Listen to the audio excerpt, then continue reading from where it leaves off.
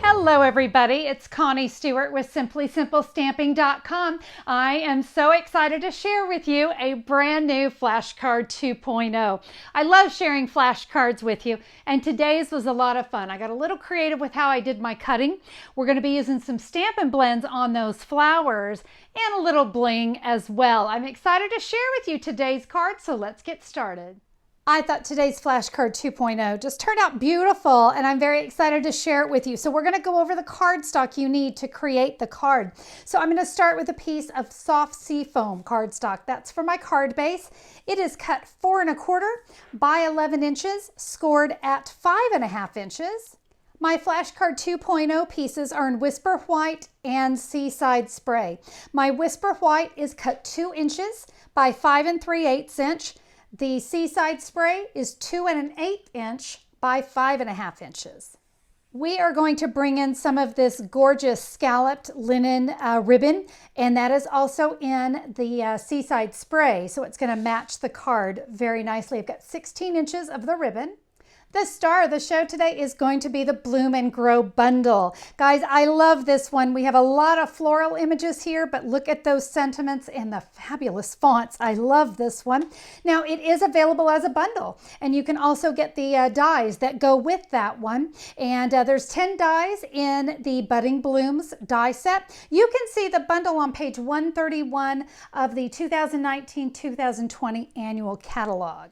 All right, before we get started, we actually need to cut down some of our flashcards. We're going to start with the Whisper White, and I'm going to have you cut that down to 3 1/4 inch. All right, we'll be using both of those pieces. Now, with the Seaside Spray, we're going to cut it down into 2 pieces that are 2 1/4 inch. So remember, we started with 2 1/8, and now I'm going to have 2 pieces that are 2 1/8 by 2 1/4.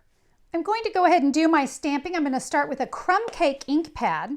We are going to stamp that floral image right here on the larger piece of the Whisper White, and then my sentiment. Let's keep that up at the top of this piece of Whisper White.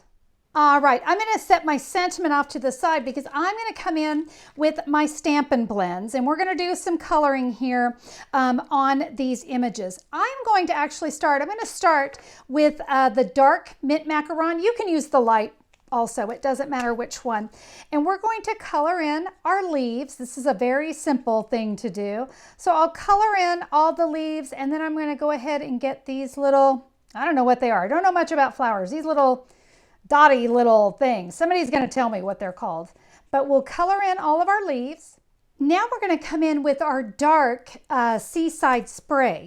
And guys, here's what I'm going to do. And this is what's going to give me some nice blending.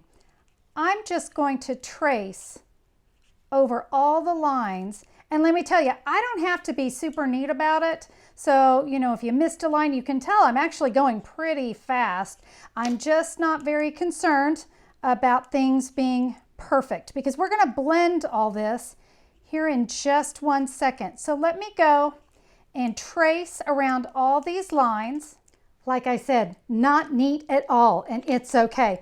I'm now going to come in with the light Seaside Spray, and I am just going to start coloring right over. I'm using the wider tip, the thicker tip, and do you see how it's giving me this shading? And it's going to dry here in a minute, and it's even going to be even more dramatic.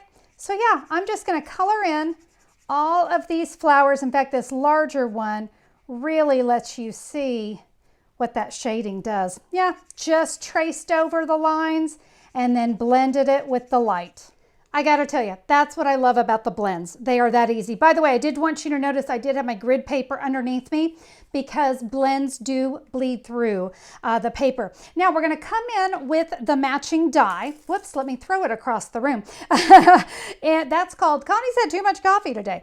All right, we are just gonna line that up. I'm gonna run that through my die cutting machine. And then I'm going to have this. Now I have gone ahead and added some Stampin' Dimensionals to the back. Now we have those two pieces that are 2 1/4 by 2 1/8. Now we're going to start with our sentiment, and I've added some adhesive here on the back, and I am going to add that right here. It's going to hang off the bottom, and that is okay with me. I don't mind it at all because we're going to cover it up. So we're going to add our sentiment there. Yep, it's hanging off, good for me. Now with our remaining piece, we're going to come in with one of those cute little scallops that came in this bundle. And I'm going to cut that off of this side here. So let me go run that through my die cutting machine. And there we go. One more little bit of work over at our die cutting. We're going to actually do some embossing on that soft sea foam. I am crazy gaga in love with this country floral embossing folder. Now, one of the reasons I had you cut your cardstock this way is so that we could run that through our die cutting machine. And we have this. Oh my gosh, look at that, so detailed. There's a reason they call it a 3D embossing folder. It is great. All right, guys, my friends, we are ready to put this card together. So let me bring my pieces in. I'm going to start with my thank you from the bottom of my heart.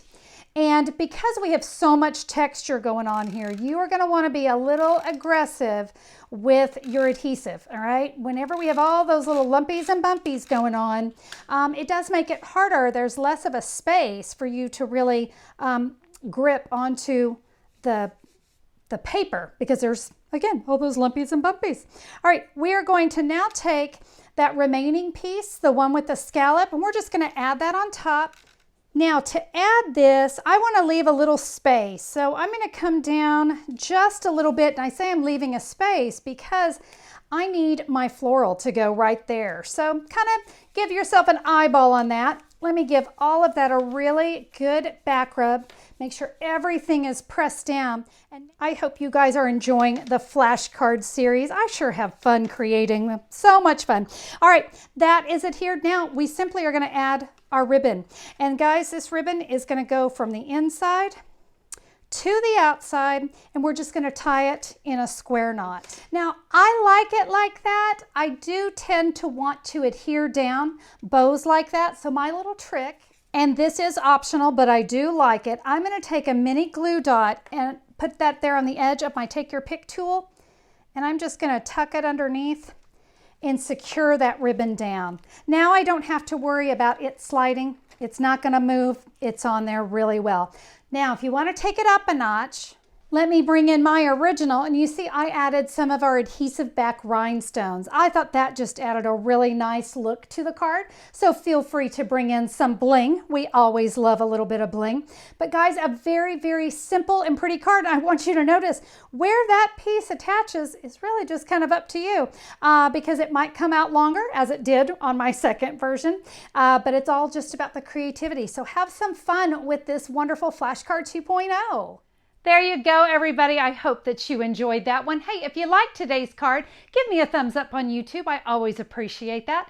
And if you have not subscribed, take a moment to become a subscriber to my channel. I love to share stamping inspiration with you 3 times a week here on my channel. Have a great day, everybody. I look forward to stamping with you again soon. Bye-bye.